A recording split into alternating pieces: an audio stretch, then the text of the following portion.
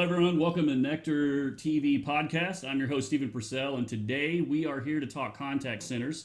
And we're going to follow up on our recent webinar about Nectar for Avaya Vector Flow.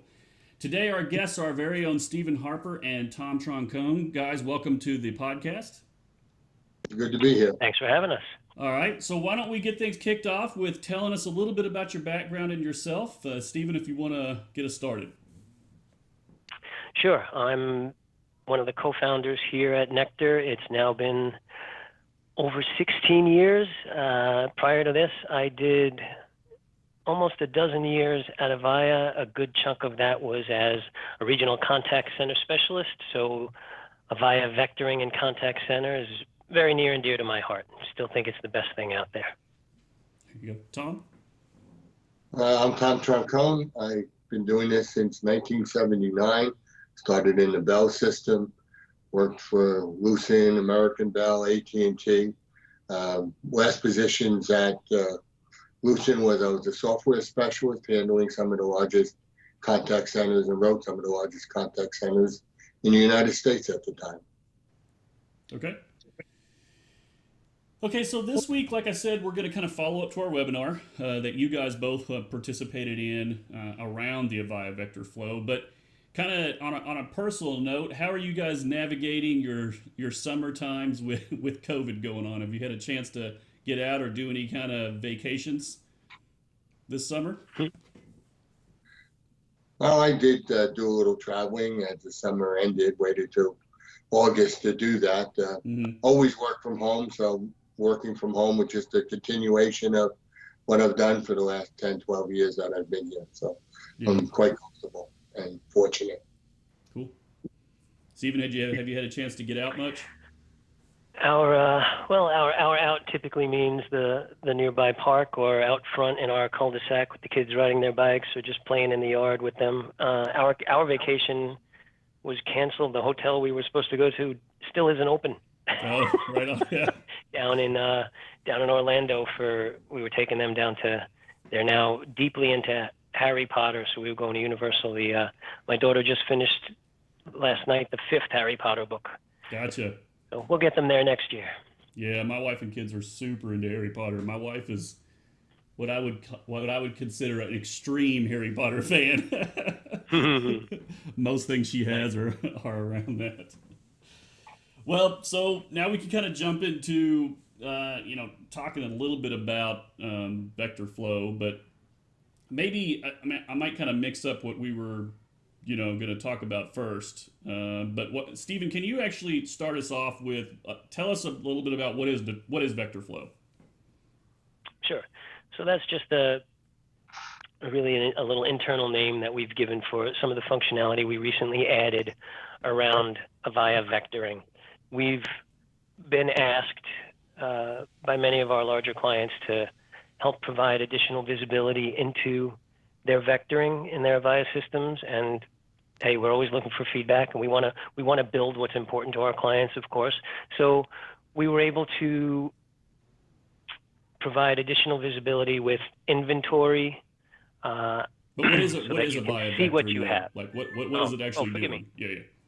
So vectoring, for those of you that don't know, is Avaya's routing programming language for contact centers. And it essentially holds a caller's hand till they get delivered to the resource that they're looking for. And you build in logic to account for different circumstances. So you'll say, the logic within it will be if it's Monday to Friday from 9 to 5, right, our normal business hours, and I have the normal number of agents staffed, then this type of caller goes to this group, this type of caller goes to this group, or people with this certain skill. And you can then adapt that. Well, if I don't have all of the resources, and right, we just talked about what has pandemic changed. A lot of contact centers don't have their usual resources with people that, if their kids, especially over the summer, couldn't go to camp or weren't in school, they may not have been able to work as often or the normal hours that they would. So contact centers need to adjust their call flows to deal with maybe diminished staff, increased calls with a lot of the problems many people are having these days. Mm. So vectoring, again, holds their hand and delivers them here. Sit here, have a cup of coffee, listen to this music while we wait for somebody to become available, and I'll keep checking if somebody else is available in a different area or region or whatever it may be. Gotcha. Yeah. So, Tom, I know you work directly with a lot of our customers. You're kind of on the front lines a lot, helping, get with many things, right? Installs, troubleshooting, when the products are going in, and so you hear from a lot of people. What are some of these things that people are kind of facing right now, or that you're hearing that are causing grief in these environments right now? Well, the work from home, obviously, for agents that used to be in offices, now that the offices have been closed, they're all at home working Yeah. and using different types of soft phones and remote agents on their PCs and road warrior configurations where they're routing calls to home phone numbers if they did not have Mm. the internet capability. The internet capability is the other issue that work at home people have. Do they have the bandwidth to carry the calls, the quality of the calls Right. that are being presented to them and that they're responding to, the traffic both ways? And those are all things we monitor within the Avaya environment by looking at the RTCP streams from either the SBCs, the CDR from the session managers, the RTCP we get from the media servers and look at within our application. So Mm-hmm. that's the value we provide there, and that's the hurdle we help the management of these environments work through at this time. Right. Right. And so, Stephen, you were talking about some of those complexities around, Avaya Vector, right? So it's trying to make sure that the people are being routed where they should be. And I know watching the webinar, this is something that you were kind of going into some detail on. But if I'm a user and I'm trying to manage these environments, where are my visibility gaps in trying to manage Avaya Vector? Sure. As powerful as vectoring is within the Avaya system, the administration and management of them within the Avaya system is a little bit difficult. It's still what it looked like in, I don't know what, Tom, the 1970s? Right? Well, other than being large, yeah. Yeah, it's really kind of a green screen environment, and you're seeing X number of rows at a time. So vectors can be 99 steps long. You might have, I forget what it is, 16 or 20 pages that you have to paginate through to actually just view an entire vector on your screen, because again, you're locked in that green screen view. So our inventory lets you see everything at once with just a simple scroll right on your screen, as opposed to pagination, and you can see across all of your vectors, all of your VDNs, and search across all of them. If I'm interested in knowing where do I play announcement 1000, Exactly. we're changing that announcement for this specific reason, but I want to make certain that I don't break something else. Where do I play that announcement? And we can search for, announce 1000, whatever the phrasing would be, and see every single vector that has that announcement being played, so we can take that additional step of, is that going to change the logic in these vectors? What does this vector accomplish? Does changing the language in this announcement break anything? So that visibility across the entire enterprise really simplifies your management.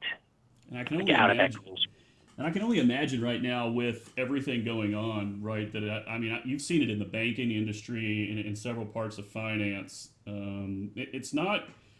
Not only is there a challenge with what Tom talked about with agents being at home and dealing with the fact that they've got their own home networks and making sure that those agents are getting the call quality they need, but the number of inbound calls has been insane. Like I've said on a couple of I've had to call my broker a couple of times, and the wait times are like 2 hours and stuff like that. So I can only imagine that this is the kind of thing that gets affected by that immediately, because you have the volume of inbound calls hitting this vector engine, right? And making sure that they're being routed correctly.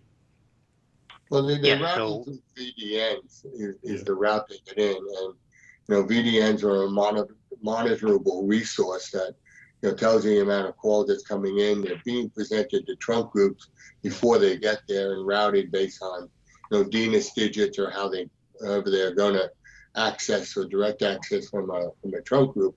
Mm-hmm. And when you look at all that traffic coming in, there are ability within the vectors to handle the traffic based on how many calls are waiting, by how many agents are available, what the expected wait times are, Mm-hmm. and make routing decisions. And by us having the access to the vectoring for then to be able to search looking for where do I use expected wait time or any of those selections that exist within a vector step, we can help them locate those things more quickly. Mm-hmm. And be able to then decide, all right, is this being used here? What is the value of it there? Do we need to maybe make some changes? Do we need to move some agents around, reassign skills? There's a lot of decisions. Being able to see that data more quickly, that we can facilitate the administrators of a call center. Yeah, and that's what we were getting into next. It's how's Nectar really helping in these environments, and so that sounds like that's kind of one of the things, right? Where are we bringing some of the major value to some of this for our customers? So two big things I would dovetail onto what Tom just said. With this increased volume, if we weren't necessarily designed to handle that volume, there can be errors, and we're going to alert on those within the Nectar system as well. So volume can overrun your announcements. You may not have enough resources, enough channels to play those announcements to X number of callers as they're queuing up. You can overrun them. So we're going to alert on that, and they're going to know if they're running out of those resources and need to allocate more based on the increased volume. And then also, as Tom said, if we're reallocating skills and agents and how we're delivering calls, we're making changes to our vectors. And one of the things that we built into the system is a flowchart output of what a vector does. Yeah. Right? Your little diamond decision trees and the like. Mm-hmm. So that gives you a visual to follow the logic. So I can see here's what it is and here's what we're considering changing. A lot of times that visual is a lot easier than reading all of the text, as much as we understand what the text means. And we're going to capture or maintain the past two iterations. So we've got the current state of a vector, what it does today, and we have the previous generation before you made a change, and the grandfather. So you're able to see all three of them. If you potentially break something, you know what it was before to go back, like, oh, fix it, just put it back the way it was. Yeah. Or maybe we're making a temporary change, again, to accommodate a temporary volume issue or whatever it may be, and we want to know what it was before. And again, we've got that visual, that hard copy output to go back. So we're not only we're learning you in real time, right? As these things are happening. So, for example, if your load's getting extremely high in some area, then we're kind of able to come in and start alerting these teams of what's going on while the volume's increasing, right? Well, we provide dashboards that show them the volumes. Sometimes it's very hard to provide distinct alerting on VDNs and trunk group because of overflow situation from one trunk group to another, and how calls may be alternately routed and all that. So that becomes a bit of a difficult thing to do, and requires actually the visualization of what the traffic pattern is to an administrator or a NOC or that they can look at and see where the call volume is, and maybe from there be able to make calls on whether they may want to adjust traffic, adjust agents, move agent skills. There's a lot of decision trees that need to be manually done by the administrators of the platform based on the data we present. We can provide the data, but we don't necessarily, and we don't particularly, want that responsibility of making the changes ourselves. That's up to the owners of the contact center to look at the data and decide, do I need to make some routing changes or that? Mm-hmm. For sure. Well, guys, I think that's about it for this week. Is there anything you want to leave us with, or any kind of summaries that you can think of? I think we Steven? covered all the big points. Yeah, I think we covered all the big points, right? Yeah, if you want to get into And some of the details, as right? I We have mentioned in the webinar, right? Yeah. Yeah, as I mentioned in the webinar, we developed this based on feedback that we've gotten. So if there's any other feedback and other visibility or things maybe that we missed that people want to see, right? We capture variables and their values and we show that in our inventories. But if there's more, you let us know and we're happy to provide it.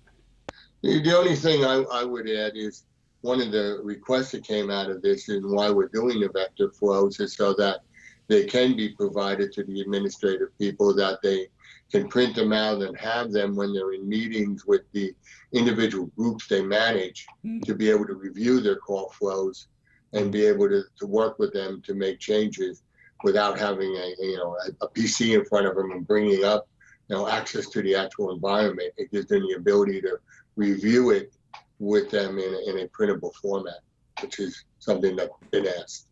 Very nice. Very nice. Okay, well, I think that's going to wrap us up for this week. I thank you guys for coming out to take a look at this week's podcast. Feel free to make sure you go out and check out the marketing piece on our website. You can see upcoming webinars that we have coming over the next few weeks. And thank you, Stephen. Thank you, Tom, for joining us today on this podcast. You're welcome. Nice to be here. Pleasure. Thank you. We'll catch you in the next one. Have a good day. Bye. Take care. All right.